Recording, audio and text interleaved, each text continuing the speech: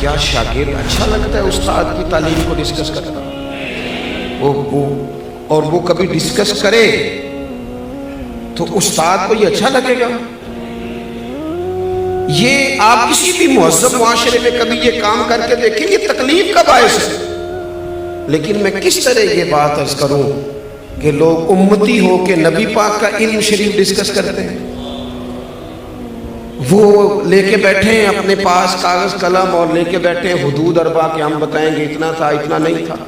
یہ شکوک پیدا کیے گئے، شکوک کمزور کرنے کی کوشش کی گئی تاکہ کسی طریقے سے جتنی چیزیں آج دنیا میں لانچ کی گئی ہیں یہ صرف شکوک پیدا کرنے کے لیے، تاکہ خالی ذہن لوگوں کے دلوں میں آپ مانے نہ مانے۔ میں جتنے لوگوں سے ملتا ہوں میں تجربے سے کہہ سکتا ہوں کہ ایک بڑا طبقہ ایسا ہے جسے صرف مشکوک بنایا گیا ہے، جسے صرف ڈسٹرب کیا گیا ہے ذہنی طور پر۔ وہ لوگ جو بڑے محبت سے بڑے شوق سے کوئی درود شریف پڑھ رہے تھے، انہیں آگے کہا گیا یہ والا تو پڑھنا ہی نہیں چاہیے، وہ کب سے پڑھ رہا تھا۔ مشکوک کرنے کی سازش کی گئی۔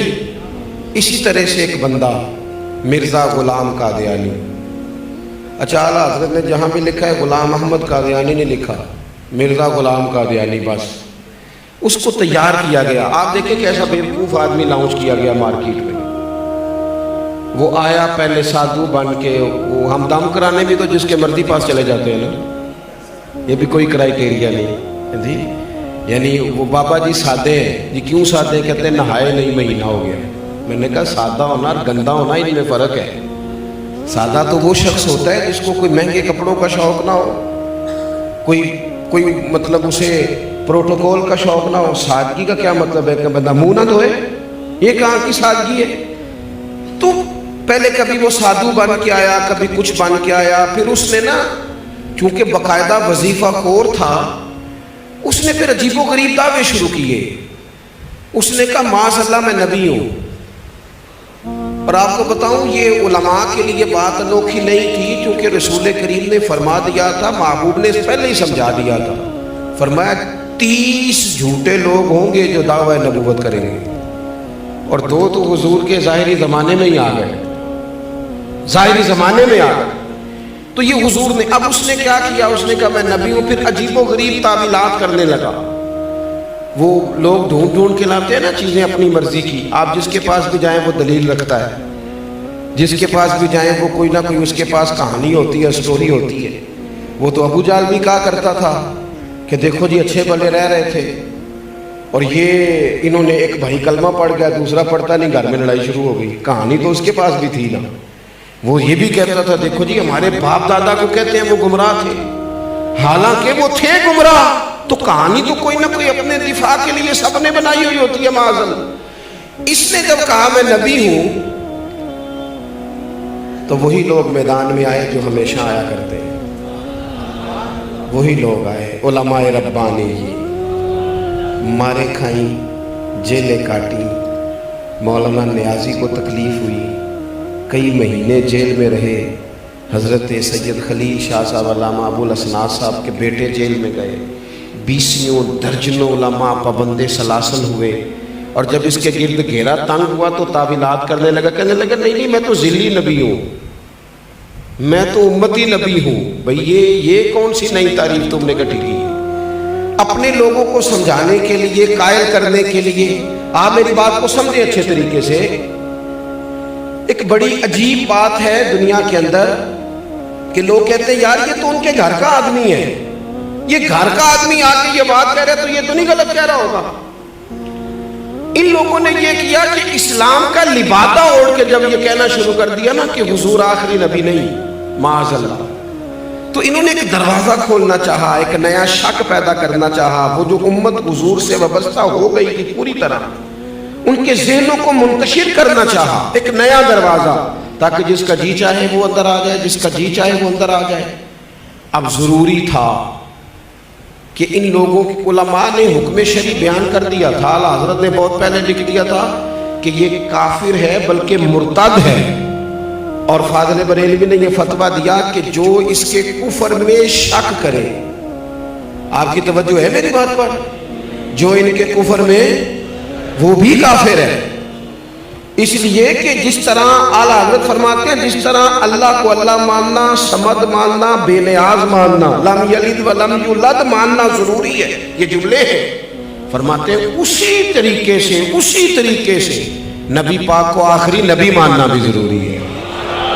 اور جو آیت میں نے قرآن مجید کی پڑھی، ما کان محمد ابا احد من رجالکم ولکن رسول اللہ وخاتم النبیین، فرمایا محمد صلی اللہ تعالی علیہ وسلم مردوں میں سے کسی کے باپ نہیں، ہاں وہ اللہ کے رسول ہیں اور نبیوں میں سب سے آخری ہیں۔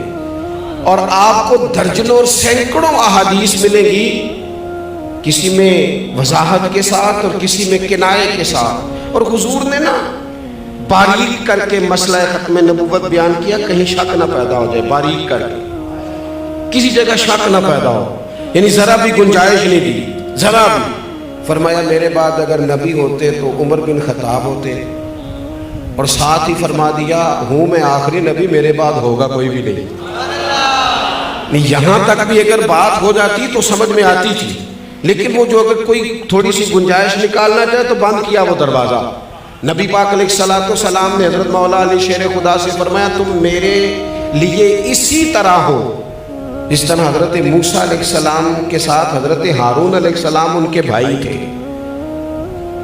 چونکہ حضرت ہارون بھی نبی تھے، حضرت موسیٰ بھی نبی تھے۔ اب محبوب کریم نے اس دروازے کو فوراً بند کیا۔ یہاں تک بھی بات ہو جاتی تو امت سمجھ جاتی کہ یہ بھائی بھائی کی تمثیل ہے۔ حضور نے ایک اور مقام پہ بھی کہا لی میرے بھائی ہیں دنیا اور آخرت میں، لیکن حضور نے انہیں کہا ہے، انہوں نے نہیں کہا نبی پاک کو کہ بھائی ہیں، انہوں نے جب بھی کہا یا رسول اللہ ہی کہا ہے۔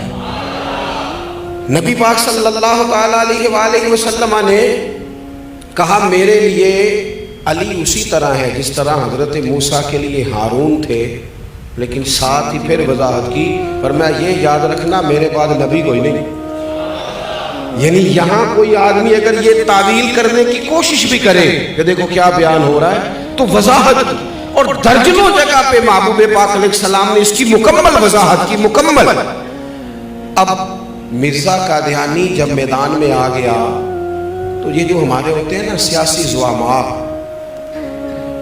یہ جو لوگ جو پارٹیاں الیکشن میں آتی ہیں، میرے دادا جی کہا کرتے تھے کہ فیصلہ ہمارے ہیں نا پنجاب میں پنچایت ہوتی ہے، اب تو خیر ختم ہو گیا معاملہ، پنچایتیں ہوتی تھی تو سرپنچ صاحب چودھری صاحب بھی فیصلہ کر دیتے تھے۔ تو دادا جان فرمایا کرتے تھے کہ جو چودھری اور جو سرپنچ الیکشن لڑنے لگتا تھا پھر ہم اس سے فیصلہ نہیں کراتے تھے، اس لیے کہ اس نے دونوں پارٹیوں سے ووٹ لے لیا، وہ کسی کو ناراض کرنے کی کوشش ہے، اس کے ووٹ کم ہو جاتے تھے۔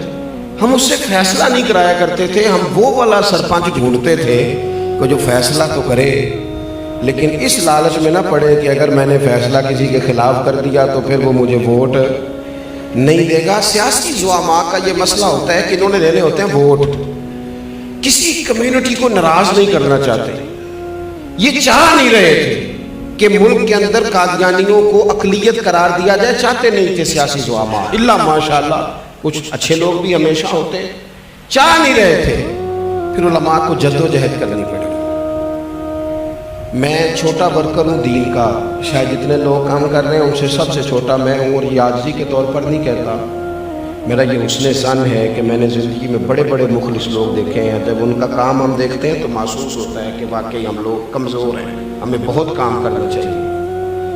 آج بڑے وسائل ہیں، اپنی بات پہنچانا بڑا آسان ہے، لیکن جب پلٹ کے وہ زمانہ دیکھتے ہیں نا جب یہ مشترکہ تھا، ہندوستان پاکستان حکومت انگریز کی تھی اور قادیانی کے خلاف تحریک چلانی تھی، تو کتنی جد و جہد کرنی پڑی اعلیٰ حضرت فاضل بریلوی، کتنی کوشش کرنی پڑی پیر جماعت علی شاہ صاحب کو، اور شہزادے ہیں حضور غوث پاک کے پیر میرے علی شاہ صاحب۔